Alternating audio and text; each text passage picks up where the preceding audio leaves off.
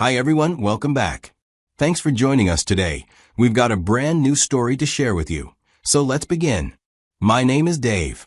When I ran into my ex-wife and her husband on a plane, she made fun of me and called me the dropout guy. It bruised my ego back then, but what I found out afterwards shocked and changed everything I saw. 3 years ago, Jennifer ended our marriage of many years and left. She said she needed more in life than I could offer her at the time. And even though she didn't say it with malice, it still left a mark. She packed her things, took our cat, and didn't look back as she left. I didn't expect to see her again. Definitely not while boarding a flight to Denver. She was as beautiful as ever, doled up in her Cartier watch, high-end blazer, walking hand in hand with a man who looked like he was pulled straight out of a Forbes profile. She noticed me first and decided to come meet me. Introducing the man with her as her husband and, in front of a whole row of strangers, announced that I was her ex. I felt bad about this public embarrassment. What I didn't realize in that moment was that nothing she showed me that day was real. It would take a while for the truth to surface. But let me back up. Jennifer and I met in 2016 at a community college in Phoenix. We were just two broke kids trying to carve out a future with scholarships and part-time jobs. She worked at Target in the apparel section. I was doing tech support for a strip mall computer repair shop. We bonded over shared struggle, and in a strange way, that created something sturdy between us. We moved in together after 8 months of dating. Rent was $1,200 for a dusty one-bedroom with bad plumbing and carpet that crunched in places it shouldn't. We split it down the middle. We were practical, like that, and decided we would make things work. Our routines were simple, but our dreams were big. She talked about working in marketing someday in real corporate campaigns. I said I wanted a career in building everyday software and other tech-related things. We'd talk about where we'd live. Maybe kids eventually, when we have gained a proper footing in life, as none of us thought it was a good idea to bring a kid into this world to suffer. It all felt possible then. But even in those early days, there were signs that we saw the world through different lenses. Jennifer worried about stability. Even when we had enough to cover bills, she was anxious about what would happen if one of us got sick or was laid off. She hated unpredictability. It made her physically tense. If our grocery bill came out $20 higher than expected, she'd go silent in the car for the rest of the drive. She once told me that her biggest fear wasn't failure. It was looking like she was failing. She could handle a setback if nobody saw it. But public struggle? That was something else entirely. Her image mattered, and she protected at all costs, even if it involved lying. Even during our broke college years, she'd iron her clothes for class and organize her phone apps by color. It wasn't vanity, it was armor. And the thought of not looking like she had it together terrified her. At the time, I chalked it up to being practical. In hindsight, I think she was scared of being poor again. She had grown up watching her parents scrape by, and she once told me she never wanted to have to ask for permission to breathe. We soon graduated and talked about getting married immediately since we were already living together and sharing things. Our wedding was modest, held in her parents' backyard. I wore a $99 suit from JCPenney. She wore a dress she found on sale and altered herself. We toasted with plastic cups. To me, this was enough, even though it is far from what I wanted. We spent 3 nights in Sedona for our honeymoon. I had saved just enough for a basic Airbnb and a hike with a Jeep tour that promised mystic vortex energy. We laughed the whole way through it, half believing, half mocking. It was a good time. I believed we were in this together, and for a while we were. Soon after graduating and getting married, she got a junior marketing job for $35,000. I landed a salaried tech position making $42,000. We moved into a bigger apartment that was miles better than what we were staying in back in college. We adopted a cat from a shelter. But after some years in my job position, I felt I had found the solution to upgrade our lives. But this will turn out to be the worst decision I've ever made as an adult. After saving an amount of money I felt was considerable enough to last for a few months, I quit my job to start a mobile app business with my friend Marcus. The idea had been sitting in my notebooks for years, a streamlined project management app for small businesses. To me, it was a no-brainer because on paper, it was an idea that would work. We already did some testing and showed a few people I respected who asked me to give it a go. Jennifer wasn't thrilled, but she said she'd give me 6 months to try. She said she believed in me. That was the last time I remember hearing her say that without strain in her voice. Those 6 months turned into 18. The app worked fine, but getting users was war. I never imagined we would have difficulties convincing people that this app was what they needed. I was writing blogs, doing outreach, pushing updates, and building landing pages. I was doing anything and everything that was supposed to propel what we had into something big. It was a hustle, and most days it felt like yelling into a void. We had about 200 users for a long while maybe. Made around $300 a month on a good stretch, which was nowhere near enough considering our expenses in keeping the business running. I picked up freelance work to cover what I could. I wrote code for dentist websites and fixed back-end bugs for food delivery startups. Some weeks, I made $800. Other weeks, I made nothing. Jennifer's salary covered almost everything. Rent, groceries, even my share of our car insurance. She never said she resented me, but the silence got louder each month. She'd scroll through her phone during dinner, pausing to point out friends getting married in vineyards, buying homes in expensive neighborhoods, or posting vacation photos. She never directly blamed me for what we didn't have. But the contrast she drew was deliberate. Her sarcasm turned sharper. She started calling me the CEO whenever she got home and saw me still in sweatpants. Once, when I tried to explain what I'd fixed that day, a bug that had been crashing user dashboards, she asked if that meant we could finally afford to buy new towels. I laughed. She didn't. There was a night we got into a fight about budgeting for our anniversary. I wanted to cook dinner and save money. She asked if I ever intended to take her somewhere nice again. That conversation ended with her sleeping on the couch and me staring at a blank screen in my code editor. The phrase "real job" became her refrain. She began staying out late. Happy hours, team dinners, networking. When she came home smelling like wine and menthols. Yet, I didn't confront her at first. I pretended like I didn't want to know. Or maybe I already knew and didn't want it confirmed.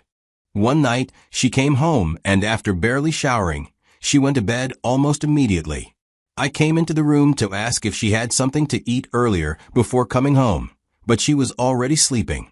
Right as I was about to leave, I noticed that her phone's notification light was blinking. Curiosity got the best of me, and I picked it up.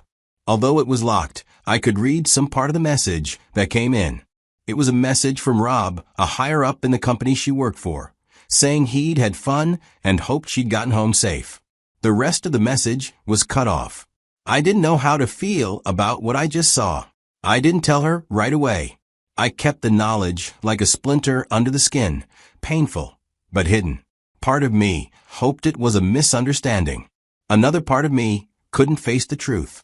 As I began paying attention to her, I started noticing everything. It was like watching your favorite book get rewritten in real time. Same cover, same setting, but the plot twisting into something you didn't recognize. A few days later, she claimed to be working late at the office. I thought about being romantic and brought her dinner as a peace offering. Her car wasn't in the lot, and the receptionist told me she had already left hours ago before I got there.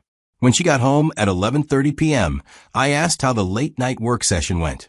She said it was exhausting. I said I'd been by her office. Her face froze for a second. She said she'd been out with friends I didn't know. When I asked who, she didn't answer. Then she said this wasn't working anymore. When I asked if she meant the marriage or the affair, she didn't deny either. She said she needed someone stable, someone ambitious, but practical. She said I was chasing dreams to avoid growing up. She wanted a house, vacations, and predictability. And she couldn't see that happening with me anymore. The divorce was uneventful on the surface, but emotionally brutal underneath. For months of dividing things and canceling joint accounts. We split $8,000 in credit card debt. She took the cat. I moved into a studio apartment that I could easily afford. She moved in with her new man, who, As it turned out, wasn't just a coworker, but a regional marketing director with the expensive life she wanted. She didn't gloat. Not directly. But I heard from a mutual friend that she told people she'd finally found a man with a plan. Her last words to me were that maybe this whole thing would finally make me serious about life. I carried that sentence with me longer than I should have. It echoed every time I looked at my bank balance or updated my resume. It was in the background when I interviewed for the tech support job. I didn't have any other option, so I took it. The startup died a quiet death. Marcus, my friend, took a job with a cybersecurity firm and stopped returning my messages. The domain for our startup expired. The last user unsubscribed from our mailing list on a Tuesday morning while I was resetting a stranger's router over the phone. I closed the browser and kept working. Still, things stabilized. I started focusing on myself. Moved into a better apartment. I started opening myself up to meet new people, especially women. I got promoted to $52,000. That felt huge, considering where I was coming from. It was during this time that I was to take a flight to Denver for a conference, my first in years. I bought a new backpack, practiced my elevator pitch. I was reading a business book at the gate when they called first-class passengers. And that's when my ex-wife walked up to me, looking beautiful, polished, and composed. She held hands with a man in his mid-50s. She walked over, pulling him along. She introduced him as her husband. Then she told him I was her ex-husband. She asked what I was doing these days. I smiled and told her I was doing fine these days. She turned to her new man and said I had once quit a great job to start a company. She described it like a hobby I'd failed to outgrow. I said the business didn't pan out, but I had tried. She smiled and told me, not everyone is built for entrepreneurship. Some people, she said, just needed structure. Her new man, she added, owned 3 car dealerships. They'd just gotten back from Aspen. She described their Paradise Valley home, 5 bedrooms, pool, mountain views, everything she'd once told me she wanted. Before boarding, she added that I do not look like someone who was doing fine in life, as I claimed, but whatever. As she walked away, I heard her tell her man that I was the dropout guy she'd mentioned before. She said she still couldn't believe she'd wasted 2 years of her life. I didn't say anything. I boarded with Group 5, took my seat, put on my headphones, and sat with that moment for the rest of the flight, trying not to let it change the way I saw myself. I could have corrected her and told her that I wasn't some failure because a vision and business I worked hard for didn't work out. But what would that have done? Won me back a point in a game I wasn't playing anymore. She wasn't looking for the truth. She was looking for confirmation, and it was no use trying to prove a point that doesn't matter. Some months later, I was at a barbecue hosted by an old friend I hadn't seen since my marriage fell apart. And there was another mutual friend of my ex-wife, Jennifer's former maid of honor. We hadn't talked in years. But after a couple of beers, we ended up standing near the fire pit, and Jennifer's name came up. I mentioned the playing, said she looked happy, said it was good to see she'd found someone who could give her the life she wanted. The friend's face changed. She asked if Jennifer had said she was married. I said yes. The friend looked away for a second, then told me something that rewired everything I thought I knew. Jennifer wasn't married.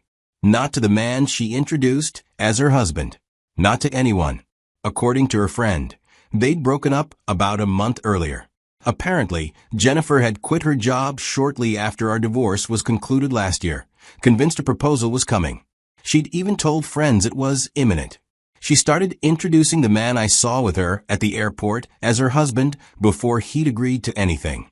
The man, according to this friend talking to me, hated it and hated being pushed. He also hated the lies. When she gave him an ultimatum, marry me or I'm gone, he let her go. Jennifer had moved back in with her parents after this split. As I grapple with this new revelation, I sense that seeing me at the airport had probably been one of Jennifer's worst nightmares. Not because I was doing better, but because it highlighted that she wasn't yet married as she had thought. Again, I hadn't fallen apart like she needed me to.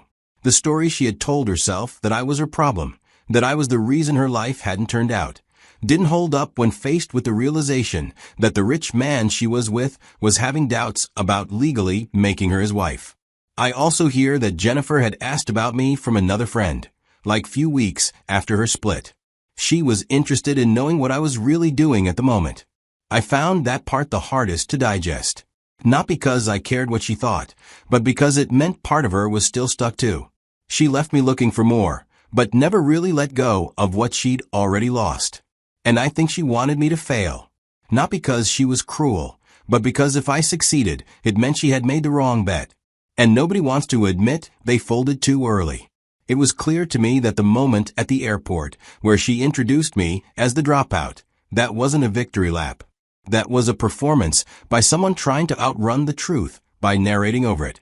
It is funny that after the plane ride, for days I carried her words around like a stone in my pocket. They surfaced in quiet moments.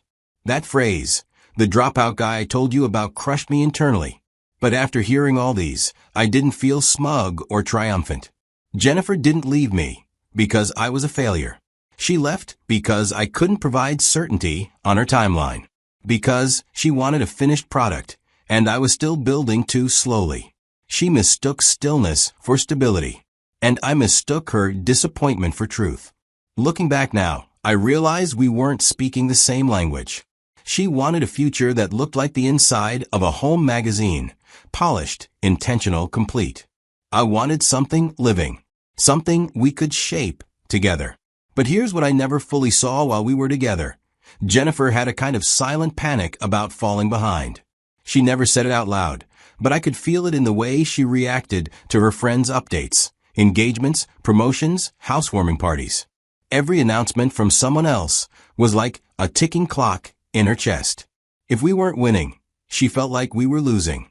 And I, in my optimism, thought the love we had would buffer us from all that. It didn't. Today, I have no illusions. I'm not rich. I don't have 5 bedrooms or a BMW. But I'm not scrambling either. I have peace. I have mornings without dread. I have conversations without tension. I have work I'm good at and friends I trust. I have my own version of enough. If you ever run into your ex and they try to sell you a story, remember this. The loudest people are often the most afraid of silence. You don't owe them a reaction. You owe yourself clarity. The best redemption arc isn't loud. It's not viral. It's not even revenge. It's living well, quietly, fully, and without explanation. Thanks for reading.